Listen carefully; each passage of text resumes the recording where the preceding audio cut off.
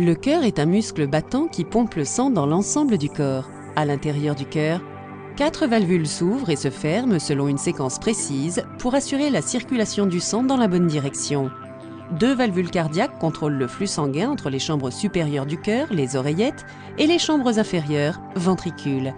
Les 2 autres valvules contrôlent le flux sanguin entre les ventricules et le poumon et le corps.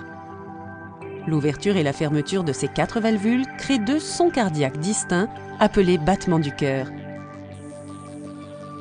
Au cours d'un battement normal du cœur, le sang pauvre en oxygène, renvoyé par le corps, remplit l'oreillette droite qui se contracte et envoie le sang par la valvule tricuspide dans le ventricule droit. Le ventricule droit se contracte à son tour et envoie le sang par la valvule pulmonaire dans l'artère pulmonaire. L'artère pulmonaire transporte le sang jusqu'au poumon pour qu'il s'y recharge en oxygène. Simultanément, le sang riche en oxygène provenant des poumons pénètre dans l'oreillette gauche qui l'envoie par la valvule mitrale dans le ventricule gauche.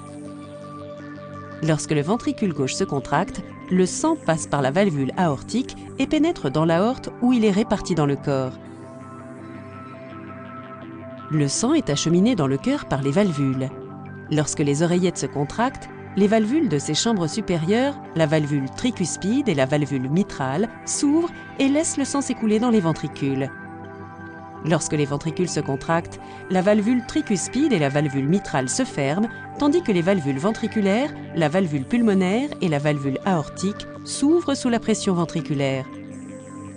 Le sang qui quitte les ventricules ne peut pas remonter grâce aux petits joints formés par les valves aortiques et pulmonaires.